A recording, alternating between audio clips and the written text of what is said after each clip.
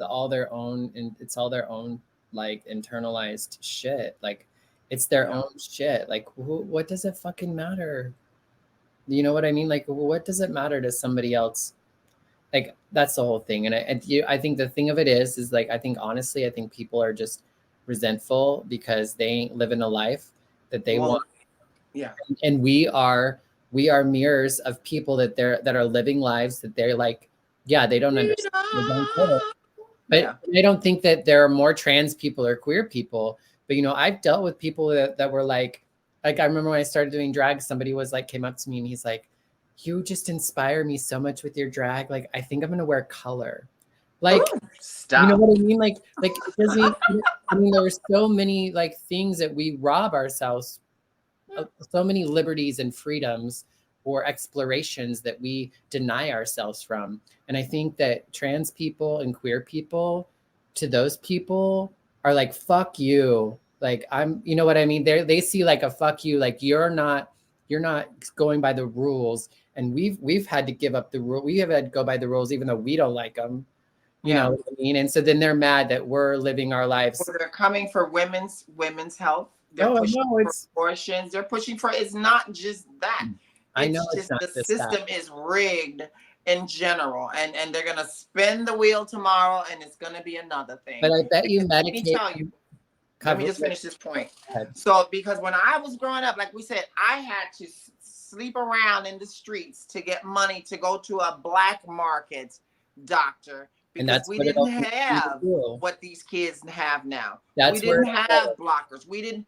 Our mothers, if they'd have told my mother would have went in the doctor say my child wants hormones, she'd have been put in jail back then. Now there are options. There's limited options, but there are they're options. wanting to take that away. And in some Well, I states they think we've are. come too Like far for that now, I sweetie. know, but in some state like where I'm at, that's what's happening. They're Like trying to put us back in the in dark Chicago, ages. you're not gonna have to worry about that at all. Like you have whole other Howard things. Brown. You have other things to worry about. But like we there are places worse off than where I'm at.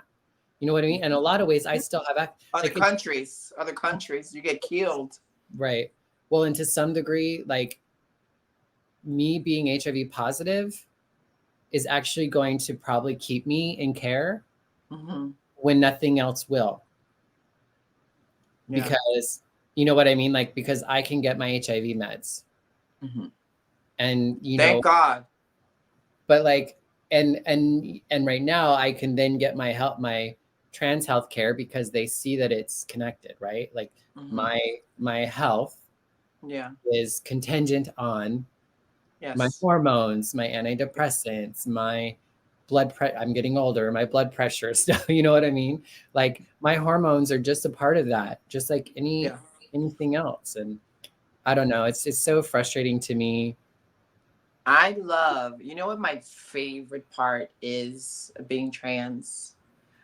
Is going to see my wonderful doctor Mm, at the Howard Brown Clinic with his nail polish on and the fantastic people at the front desk, and they have the form, how do you identify, and you do your history, and then I go in with the RN or MA, and we have these laughable moments, and she genuinely sees me for me. right.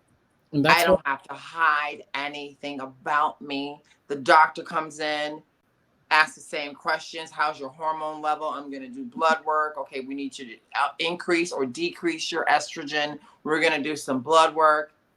You look great, Daphne. Have a great day. That is how it should go. That is my goal for the future of our lives. and that should happen everywhere. And it should be able to happen like that everywhere, where a parent can go in, talk to the doctor, or talk to the therapist, whichever level that they're at with the child's care, at Mm-hmm. every level. Well, we're having this conversation with little Billy, who's 5, who thinks she's a tree, or we're having these conversations. Sometimes you sound like those people who don't know us and who I want do. who say those things like, oh, now they're gonna want to be a cat, or they're want, like, you know what I No, mean? Like, I didn't mean it like. I know, but that's Because that's what little kids okay. do. They have imaginations. I know, They want to be. but you know, there's a difference. But that's what I mean, because that's what they say. Little children have vivid imaginations, but they But still need they don't the say like, therapy. I need to become a tree, and they don't need to like, they don't be like, I need to like become a, like, they're not crying over the fact that they're not a I was making tree. a joke, They're Bonnie. not, I think you about to kill me. I Let's take it back. I I am think gonna I hit kill a trigger, you. sweetie. Calm I down, am gonna calm kill down. you because Calm down, Lisa. it's Calm just like, down. But it's the listen, whole other Linda. rhetoric of it all. It just But feeds listen, Linda. What I'm trying to say is that there needs to it. be the same level of care for every child, even a child for ADHD. They're fighting for children because they can't even get the proper care for ADHD children. They're not putting enough um, aides in the rooms for these children that need special attention. And they're not, and they have to pay Why are they extra out putting of their AIDS in the pocket. room? Why are It's they putting all an over AIDS in the room across with the board. kids? Our healthcare systems suck. So the Right. more they try to cut it, the more it's going to get more aggressive. And And that's the that's thing. just This is just one, everyday life. right. And this is just like, we're just one small community. And that's the thing that's so wild. I like, and that's the thing that sometimes I get conflicted. Like me necessarily, like I conflicted about the idea of like, like the government not helping people transition anymore. I get conflicted because to some degree, I'm like, I don't necessarily, like, I don't want to live in a world in which I have to rely on the government in order to take care of myself.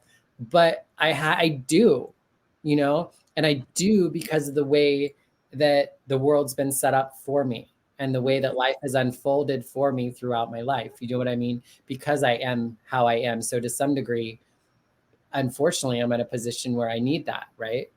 And so I don't know. It's just weird because you know, like I struggle with it too, as far as like, but I do think there needs to be equal access, and that's really, I think, the bigger issue is like, why is this separate? And it all needs to be better, but why are we just choosing this one group of people to, and it's just the one in the moment. Like, I'm not saying like there's issues around abortion, there's, you know, there are a lot of other really serious issues that non-trans people are dealing with. Like, I get that, and Mm-hmm. yet there's so much energy and time taken to come at us when we're a very small community, and really it's not a lot for us. Like, medical access isn't accessible for most of us, but in the grand picture of things, it's really not that much